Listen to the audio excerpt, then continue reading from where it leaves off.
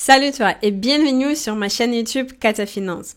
Aujourd'hui, nous allons discuter avec Vanak, entrepreneur sur le web qui accompagne les autres personnes qui souhaitent se lancer sur le web également, et on va aborder toutes les parties mindset. Comment évoluer son état d'esprit? Comment travailler sur son mindset pour réussir? Si le sujet t'intéresse, reste avec nous, on y va. Bonjour Vanak et merci beaucoup d'avoir accepté à faire cette interview avec moi. Salut Katika, écoute, je te remercie également pour l'invitation, ça me fait extrêmement plaisir de faire cette interview avec toi également. Super, ton parcours il est assez intéressant, donc je te laisse te présenter et peut-être nous parler de tout ce qui s'est passé depuis quelques années dans ta vie, et à partir de ça, je vais te bombarder avec des questions. Ok, génial. Écoutez, moi je m'appelle Vanak, j'ai 38 ans, je suis marié, j'ai la chance d'avoir une petite fille là qui va avoir 6 ans dans quelques jours. J'ai eu un parcours, une première partie de ma vie avec un parcours assez traditionnel où finalement j'ai réussi selon ce que mes parents m'avaient appris. J'ai réussi selon les termes de la société. C'est-à-dire que j'ai eu un beau diplôme d'ingénieur, j'ai eu un CDI pendant 12-13 ans et voilà, j'ai monté les échelons. J'ai été ingénieur en informatique, chef de projet, puis directeur de projet. Jusqu'à un moment où je me suis rendu compte que je ne m'épanouissais pas, jusqu'à un moment où je me suis rendu compte que finalement je trouvais pas vraiment de sens à ce que je faisais au quotidien. Et là est venue finalement la création de cette chaîne YouTube qui s'appelle Prendre sa vie en main, qui compte aujourd'hui 260 000 abonnés, un truc comme ça. Et, euh, et à la base, c'était pas forcément pour en faire un business. À la base, c'était plus pour partager mes réflexions, pour partager mes lectures, pour partager ce que finalement j'apprenais. Et petit à petit, je me suis découvert, ou en tout cas, j'ai découvert un monde que je ne connaissais pas. C'est le monde de l'entrepreneuriat. Et finalement, je me suis passionné par ce milieu-là. Et aujourd'hui, j'accompagne des personnes au travers d'un programme qui s'appelle Transfopreneur. Finalement, j'accompagne des personnes qui sont pas entrepreneurs ou qui sont experts dans la vraie vie et qui voudraient créer un business en ligne. Voilà pour Mhm. faire très court. Très bien, merci beaucoup pour les présentations. Pour les gens qui nous regardent, on va bien évidemment mettre tous les liens en dessous des vidéos, donc vous pouvez regarder qu'est-ce que Vanak fait. Les questions que j'ai envie de te poser tout de suite, en fait, est-ce que le fait que tu n'étais pas heureux, c'est lié avec les CDI ou pas? Parce qu'on va Je sais pas pas dire si, que, voilà, l'entrepreneuriat, c'est pas le mot magique qui va nous permettre d'éviter tous les problèmes dans la vie, en fait. ouais. En fait, c'est pas dû au CDI que je n'étais pas heureux. Je pense qu'à la base, tu vois, c'est jamais les circonstances extérieures qui font que tu es heureux ou pas. C'est ce que toi, c'est comment est-ce que tu interprètes les situations extérieures qui font que tu es heureux ou pas. Maintenant, c'est clair que par rapport à ce CDI, par rapport au fait euh, de subir les choses, de subir les ordres de quelqu'un d'autre, en fait, ce qu'il faut comprendre, en fait, c'est que il faut avant tout se connaître soi. Tu vois, Mhm. il faut connaître ses valeurs hautes. C'est un petit peu ce qu'on apprend dans les bases de la PNL. C'est qu'est-ce qui te rend heureux, qu'est-ce qui te remplit toi en tant qu'être humain. Une fois que tu connais ça, comment est-ce que tu adaptes, comment est-ce que tu fais, comment est-ce que tu crées ton quotidien pour que tu viennes nourrir ces valeurs hautes. Et dans les valeurs hautes que j'ai identifiées dans mon parcours, c'est les notions de liberté. La notion de liberté est l'une des valeurs les plus importantes pour moi. La liberté de pouvoir travailler où je veux, la liberté de pouvoir travailler quand je veux, la liberté de travailler avec qui je veux. Toi, toutes ces libertés, c'est pas une seule liberté, c'est toutes ces libertés qui constituent en fait une grosse partie de mon bonheur. Et Mhm. quand tu es salarié, ça vient pas du tout nourrir cette valeur haute qui est chez moi. Tu vois, quand tu es salarié, Ouais, quand tu voilà. dois, Si tu es salarié de certains niveaux, après, tu peux très bien décider de devenir un tel expert qui va pouvoir choisir ses clientes ou voilà. Mais c'est plus compliqué. Donc aujourd'hui, tu as décidé de devenir entrepreneur et tu accompagnes les autres vers le même chemin, en fait, pour définir les valeurs et lancer les business qui correspondent à tes valeurs. C'est ça? c'est ça. Donc au début de prendre sa vie en main, je vendais mes propres formations. okay, mes propres formations en ligne. Et en fait, tu vois, c'est une succession de corrections quand tu vas vers ton bonheur. Je me suis rendu compte que délivrer, alors ça m'apportait beaucoup de liberté, mais délivrer juste des formations en ligne sans vraiment avoir de contact avec les gens, finalement, je me suis rendu compte que ça me manquait. Et aujourd'hui, mon programme Transopreneur, c'est un mélange entre une partie qui est automatisée, qui est complètement en ligne, et une partie où j'accompagne les gens sous format virtuel ici, comme sur Zoom en visioconférence, mais j'organise également des immersions, donc des rencontres avec ces personnes-là, où pendant 2-3 jours, on va travailler sur un aspect spécifique, soit de leur business, soit un aspect spécifique de leur mindset. Mhm. Et en fait, c'est ça que j'adore, c'est que c'est cette flexibilité en fait, de pouvoir automatiser une certaine partie, mais aussi venir pouvoir accompagner réellement les gens en présentiel et du coup avoir de vrais échanges humains. Et aujourd'hui, c'est un business que j'adore parce qu'il y a cette complémentarité de tous ces aspects-là. Je peux comprendre tout à fait. C'était le même parcours pour moi, pour ma programme Personal Finance Pro, qui a commencé comme une formation en ligne. Et petit à petit, c'est devenu les programmes d'accompagnement avec les coachings des groupes, avec les appels avec des participants, etc. Parce que moi, je me suis rendu compte que les parties utiles que j'ai enseignées, budget, épargne, comment sortir de la dette, etc. C'est juste, allez, 10%, 15% de tout ce qu'il faut changer. Et tous les changements, ça se passe dans la tête. La plupart du temps, c'est quoi? C'est l'état d'esprit, c'est la manière de réfléchir, c'est la manière de réagir qu'il faut changer. Pour changer ça, il faut passer par les contacts humains. Est-ce que c'était la même chose pour toi? Ouais, je suis complètement d'accord avec ça. Tu vois, des tas de personnes pensent qu'il leur manque une information, qu'il leur manque un savoir pour atteindre certains résultats. Mais en fait, ça, c'est jamais la problématique. Aujourd'hui, avec Internet, en vrai, on peut avoir toutes ces infos tout seul.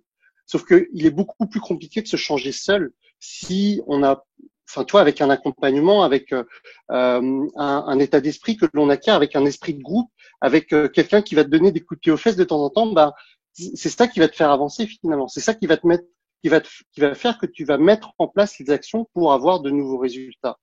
Le problème, c'est que certaines personnes c'est pas le problème, c'est que, je sais pas, 90% des personnes qui achètent des formations en ligne ne vont pas mettre en application parce que justement, ils n'ont pas changé finalement l'état d'esprit avant de mettre en place les actions. Et en fait, beaucoup de personnes vont acheter une formation et vont être super, je vais être à fond dans le premier chapitre.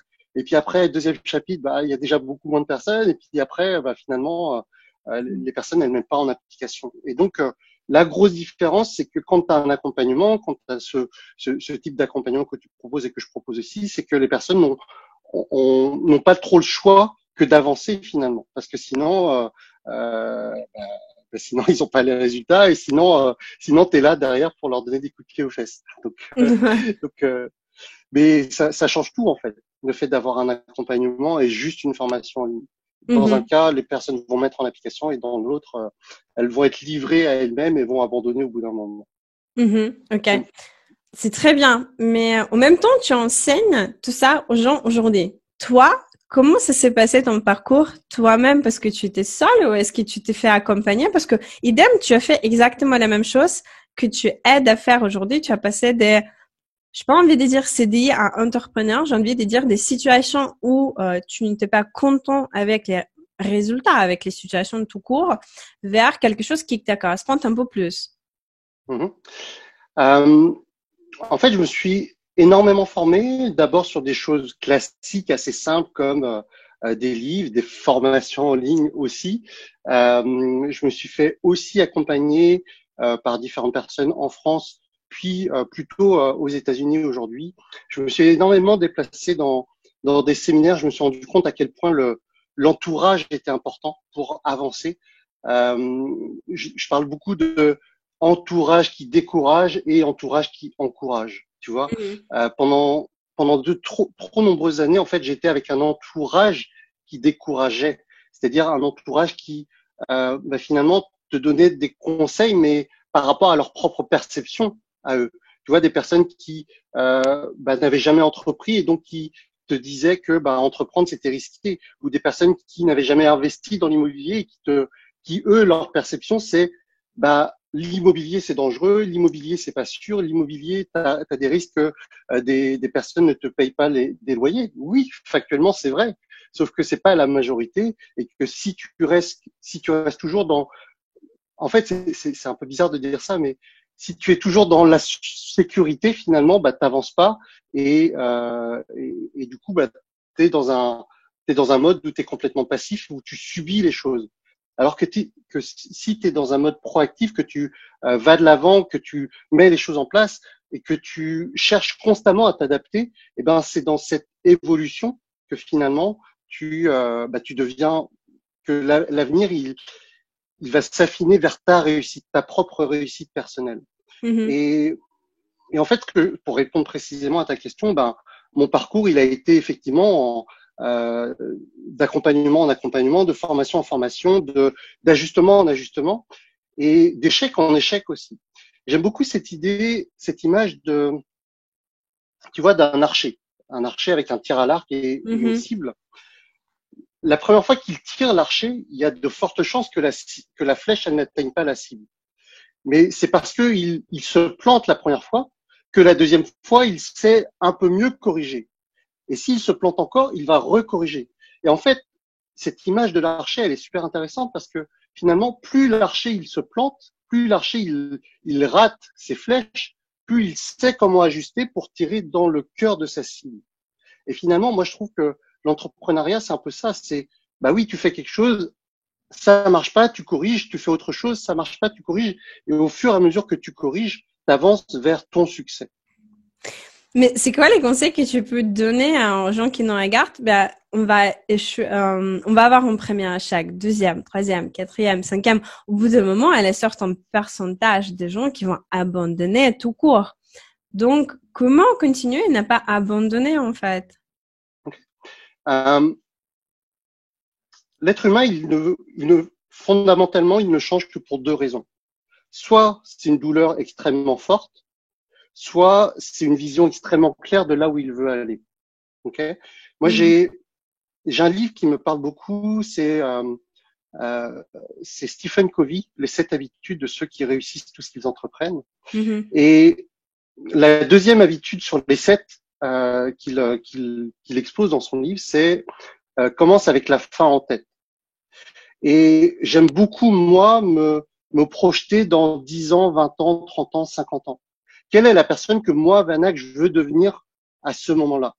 Et quand tu, quand tu te connectes, en fait, entre ton toi de maintenant et ton toi de dans 10 ans, tu vois, quand tu crées une connexion forte entre ces deux personnes-là et que quotidiennement, tu mets en place les choses pour te rapprocher de cette personne-là, eh bien, en fait, tu es drivé par ça, tu es obsédé par ça pour devenir cette personne-là. Et quand tu es drivé par quelque chose, eh ben, les chances de te décourager, finalement, elles sont minimes parce que tu avances continuellement vers cette personne-là que tu veux devenir.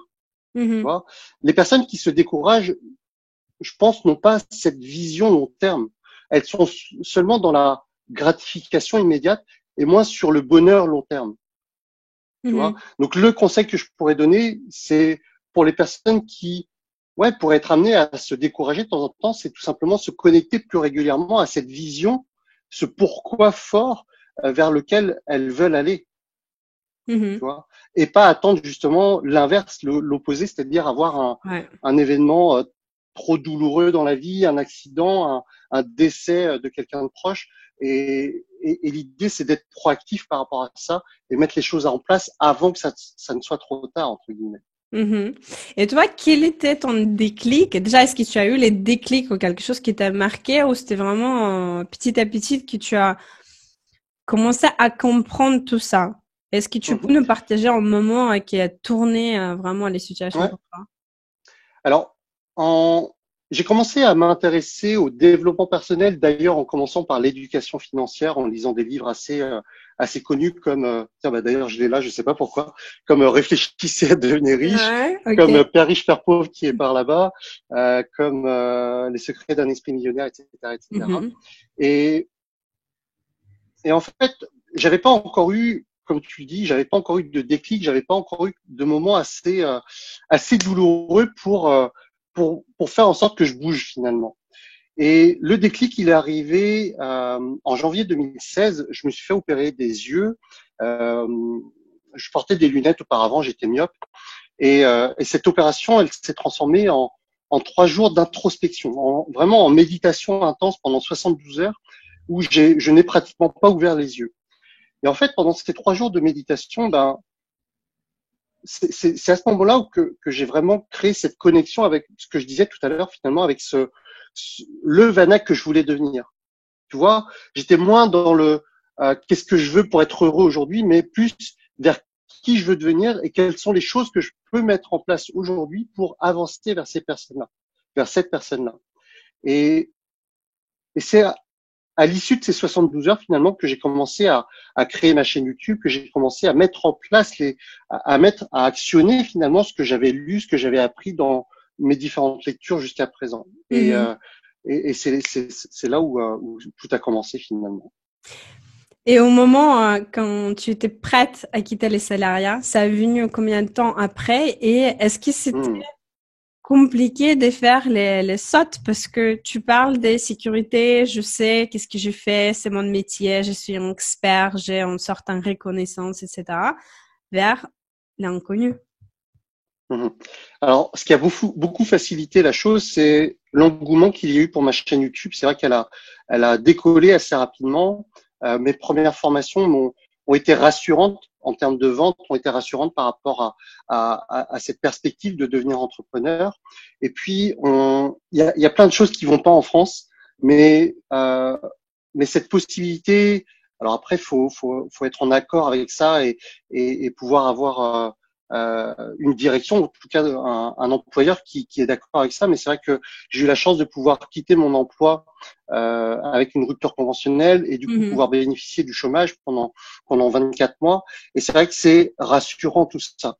Alors certaines personnes, c'est pour ça que je disais ça tout à l'heure, certaines personnes sont contre ça. Les vrais entrepreneurs entre guillemets sont contre ça parce qu'ils se disent oui mais c'est parce que tu as cette sécurité qu'est le chômage, que finalement, tu n'es pas focus à fond pour avancer. Je pense que dans les deux cas, si j'avais pas eu le chômage ou si j'avais eu comme ce que j'ai eu le chômage, dans les deux cas, j'en serais au même niveau aujourd'hui. C'est juste que j'aurais peut-être accéléré la chose si j'avais pas eu le chômage. Tu vois, cette sécurité finalement, elle a peut-être ralenti finalement ma progression. Mais ça, personne ne le saura jamais. Ouais. En plus, il faut pas oublier, si on parle de sécurité financière, quelqu'un qui est jeune, qui n'a pas des enfants, qui est toute seule, qui a un métier type informaticien, etc., qui peut trouver le travail facilement, c'est pas le même cadre qu'une jeune maman, ou surtout non. Maman a des sortes en l'âge, qui a des enfants à charge, qui va se lancer. Il faut pas comparer avec les autres. Je souhaite insister sur ça parce que même dans les calculs d'épargne d'urgence, par exemple, on va calculer les sommes différentes selon les profils. Quelqu'un qui est célibataire, qui gagne bien sa vie versus quelqu'un qui a 3 enfants à charge, qui est célibataire également et qui travaille comme quelqu'un qui peut être remplacé au jour de lendemain, c'est pas les mêmes besoins de sécurité, c'est pas les mêmes sommes qu'il faut mettre d'écouter. Donc toi, tu as noté tout à l'heure que tu as une fille, tu as une famille, ça veut dire que c'était les situations qui étaient plus adaptées à ton cas. Donc il faut pas vous sentir coupable. Tout à fait. Tous les aides que vous pouvez prendre sont bons, il faut pas négliger. Et encore une fois, je n'y parle pas des situations où on va que faire les pas CDI vers l'entrepreneur. Je parle de tous les changements.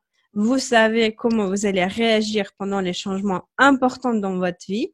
Mettez en place les choses qui vont vous permettre d'avancer, même si les autres n'y sont pas nécessairement d'accord. Vous savez mieux qu'est-ce qui marche pour vous et dans votre cas. On est d'accord?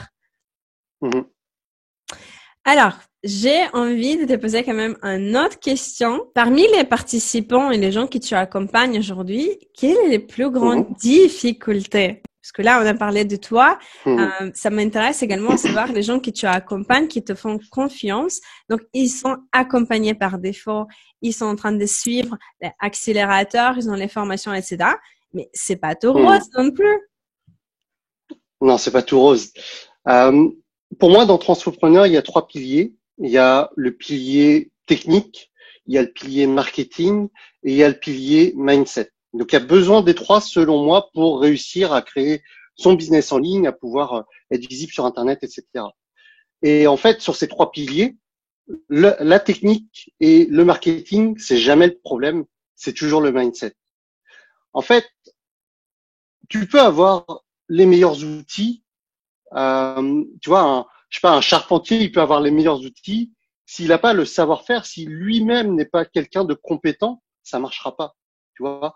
Et si tu as besoin de travailler, enfin, c'est bizarre de dire ça, mais je suis convaincu que tu as besoin de travailler ce qui est invisible pour transformer ce qui est visible. Alors c'est un peu ésotérique quand tu dis ça comme Mhm. ça, mais tu peux pas, tu peux pas dire je veux plus d'argent si tu te changes pas toi d'abord. J'aime Je beaucoup confirme prendre, quand même, comme les coachs en finances personnelles, je confirme. ouais, Euh, mais je te laisse continuer en fait. ouais, j'aime beaucoup prendre l'image de d'arbres fruitiers pour illustrer ça. Tu vois, t'as un pommier qui donne de belles pommes vertes et tu te dis ah ouais mais moi j'ai pas envie de pommes vertes, j'ai envie d'avoir des cerises rouges. Alors tu enlèves toutes les pommes de l'arbre et tu accroches des cerises rouges dans l'arbre. Est-ce que l'année prochaine, tu penses avoir des cerises rouges ou est-ce que tu penses que tu vas ravoir des pommes vertes? Évidemment, tu vas ravoir des pommes vertes. Pourquoi? Parce que les racines de l'arbre, elles n'ont pas changé. Parce que ce qui est invisible, ça n'a pas changé. Ça te paraît évident comme ça te paraît peut-être ridicule comme exemple, mais il y a plein de personnes qui ne sont pas satisfaits de leurs résultats, qui ne sont pas satisfaits des pommes vertes et qui veulent avoir des cerises rouges à la place, qui veulent avoir d'autres résultats, alors qu'elles n'ont pas travaillé la partie invisible, les racines de la personne pour avoir d'autres résultats. Mhm. Et, et tu vois, en fait, nous, en tant qu'être humain, on agit selon quatre cadrans. On a la partie mentale, on a la partie émotionnelle, on a la partie euh, spirituelle et on a la partie physique. Et en fait, la partie physique, donc l'argent, par exemple, le matériel, ce que tu peux acheter, tout ce que tu vois en fait avec tes yeux, eh ben, tout ça, ce n'est que la résultante, selon moi, des trois autres. La partie physique, c'est la résultante de la partie mentale, de la partie spirituelle et de la partie émotionnelle, de tout ce qui est invisible. Et tu vois, des personnes vont me dire, ouais, mais Vanak, c'est beau ce que tu dis, mais moi, je crois que ce que je vois, je suis pas dans ces trucs invisibles, machin truc. Et moi, j'ai envie de te dire, bah, pourquoi est-ce que tu payes l'électricité alors? L'électricité, ça se matérialise par de la lumière. Tu le vois pas. En fait, les courants électriques qui passent dans les murs, tu le vois pas. Et pourtant, c'est ce qui est le plus puissant dans tout ce que tu as de matériel dans ton téléphone là que tu as dans ton ordinateur. Si tu as pas l'électricité pour faire marcher tout ça, bah tu peux pas avoir ces résultats-là. Mhm. Tu C'est vois. hyper intéressant. Mais comment tu travailles les parties invisibles? Alors, pour moi, la partie invisible, c'est moi je travaille. Alors, pour ceux qui sont dans le développement personnel, vous connaissez ce livre qui est Miracle Morning de Hal Elrod. Et pour moi, il est fondamental d'avoir un moment dans la journée. Alors moi, je choisis le matin parce que c'est plus facile selon moi. Mais pour moi, il est important de choisir un moment dans la journée pour soi, pour travailler sur des choses comme la méditation, les choses comme, tu vois, quand je vais faire du sport, par exemple, je vais faire du sport, je vais me donner à fond dans les exercices, je vais me donner à fond dans les différents, les différents mouvements, tout ça. Donc, la partie visible, c'est bah, un corps entre guillemets un peu plus affiné, avec des muscles un peu plus dessinés. Ça, c'est la partie visible. Par contre, la partie invisible, c'est bah, le mindset, le travail sur soi, le travail sur se donner toujours un peu plus, sur aller un peu plus loin. Tout ça, c'est la partie invisible. C'est la détermination, c'est le courage. Toutes ces choses-là, ça se travaille ça se travaille entre guillemets seul ou avec un coach, mais c'est- ces choses-là, tu les travailles pour toi. Ce sont Mhm. les parties mentales, émotionnelles, spirituelles que tu travailles à ces moments-là. Et ce qui est formidable, c'est, je prends encore l'exemple du sport, mais quand tu te donnes à fond dans une activité comme le sport, bah, finalement, ça vient impacter plein d'autres domaines de la vie. Quand tu te challenges dans une activité, ça te permet de gagner dans d'autres thématiques en fait. Quand je travaille sur le sport, je travaille finalement mon état d'esprit au niveau entrepreneurial. Tu vois. Et c'est pareil pour la finance. Ouais, j'ai failli le dire. L'exemple que tu donnes, c'est la méditation, c'est l'une des manières de la travailler. Est-ce qu'il y en a d'autres? Et déjà, est-ce qu'il en existe des dizaines ou est-ce que c'est plus ou moins les mêmes outils que tout le monde utilise?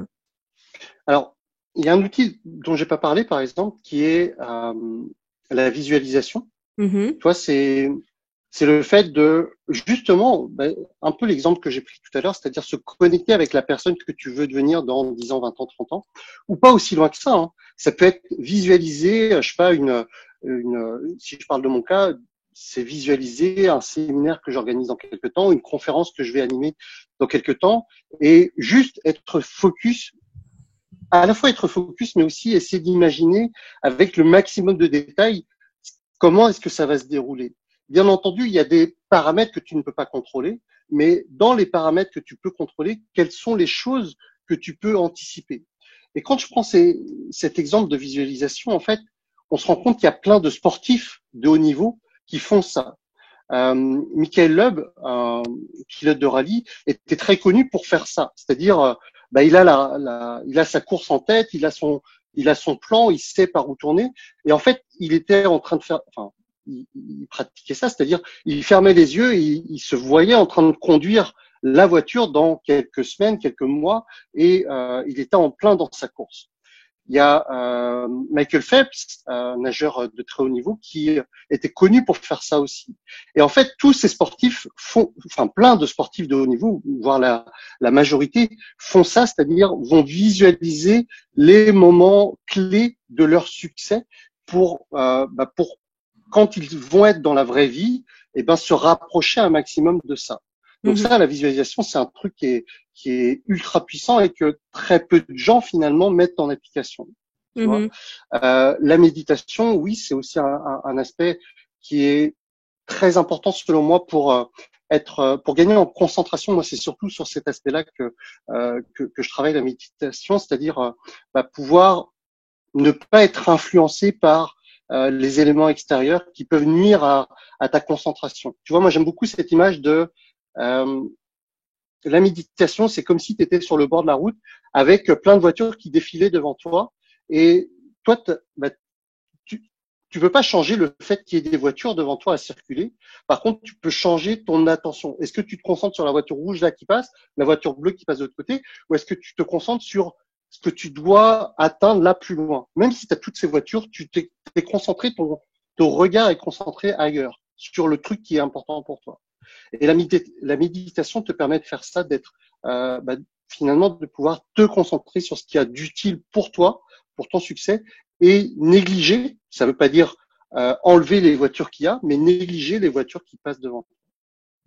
Tu vois. Donc ça, ce sont des outils que j'utilise quotidiennement. Après, comme je te l'ai dit, enfin le sport, le dépassement de soi, tout ça, ça se travaille aussi. Et pour moi, ce sont des fondamentaux qui vont venir travailler l'invisible, qui derrière vont matérialiser des choses dans le monde visible.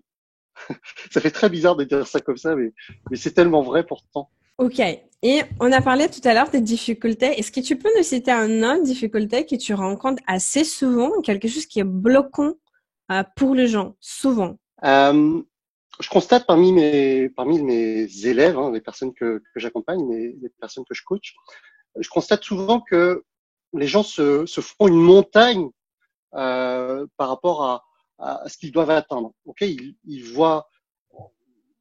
On n'a pas parlé de voir grand, des choses comme ça, mais tu vois, il y a des personnes qui rêvent grand, mais qui rêvent tellement grand qu'ils sont bloqués par les difficultés qui se font une montagne de ah ouais, mais si je veux atteindre ça, je vais avoir ça qui va me venir, je vais avoir cet obstacle-là à franchir, je vais avoir cette difficulté-là, je vais avoir cet échec-là, et mes épaules elles vont pas être assez solides pour supporter tout Mhm. ça. Et moi j'ai une phrase qui me parle beaucoup, c'est tu n'as pas besoin de voir tout l'escalier pour monter sur la première marche. Tu vois, il y a plein de personnes et je dis pas qu'il faut pas avoir grand, hein. Je dis il faut voir grand, mais quand il s'agit de passer à l'action, de pas avoir peur finalement de tout ce qui pourrait arriver, qui en plus très souvent n'arrive jamais. Donc, par rapport à cet objectif lointain, par rapport à ce grand truc dont tu rêves, c'est quoi la première chose que tu peux mettre en place Mhm. pour avancer? Et en fait, plus tu vas avancer petit pas par petit pas, plus tes épaules justement vont se consolider pour supporter une nouvelle charge. Plus tu vas pouvoir être solide pour avancer sur la seconde marche, puis la troisième, puis la quatrième, etc. Et tu vois, j'aime bien prendre cette image d'une grue. C'est quoi une grue? C'est un outil, un grand outil qui finalement permet de prendre des poids, enfin prendre des charges lourdes, les positionner au bon endroit pour ensuite Mhm. construire un grand édifice. Sauf que la grue, ce qu'il faut bien comprendre, c'est qu'à la base, il y a des fondations solides. C'est que donc il y a la grue là qui vient porter des trucs, et de l'autre côté, il y a un contrepoids énorme. Et ce que je veux dire par là, c'est que la grue, elle a besoin d'avoir de gros poids pour supporter de lourdes charges. Ce que ça veut dire, c'est que tu as besoin, toi, de te consolider, d'avancer de manière petit à petit, de manière sereine, pour te consolider, pour plus tard supporter de plus grosses charges, pour plus tard supporter de plus gros obstacles et franchir ces obstacles-là. Sauf que si tu es à l'arrêt, si tu n'avances pas sur cette première marche, puis la deuxième, puis la troisième, eh ben ça n'arrivera jamais en fait. Ces obstacles-là que tu pourrais plus tard franchir, aujourd'hui tu n'y arriveras jamais. Donc il faut avancer inlassablement, faut se mettre en mouvement, faut avancer pour corriger le tir au fur et à mesure, se consolider pour supporter plus tard de plus lourdes charges. Et je voudrais te prendre une autre image pour un petit peu aller avec cette idée, c'est que c'est l'image de la voiture. Tu vois, il y a beaucoup de personnes qui sont dans leur voiture et qui n'aiment pas la direction qu'ils veulent prendre, donc ils voudraient changer de direction. Sauf que la voiture, elle est à l'arrêt. Et en fait, quand la voiture, elle est à l'arrêt, bah, t'as beau tourner le volant, tu changes pas de direction. Pour que la voiture, pour arriver à une autre destination, tu as besoin d'appuyer sur l'accélérateur à avancer. Et c'est que quand tu es en mouvement que tu peux véritablement changer de direction. Tu vois? Mhm. Donc, si vous voulez avoir de grands résultats, d'autres résultats que ceux que vous avez aujourd'hui, pour conclure, ce serait ça, c'est viser juste, on reprend l'image de l'archer, choisissez votre cible. C'est quoi la cible qui est importante pour toi? Ensuite, avance vers cette cible, lance les flèches, n'aie pas peur de ces échecs, parce qu'au fur et à mesure, tu vas corriger. Donc, avance, et c'est en avançant que tu vas pouvoir corriger le tir au fur et à mesure. Mhm. Je pense que ton message le plus important, c'est fais quelque chose, mais fais quelque chose.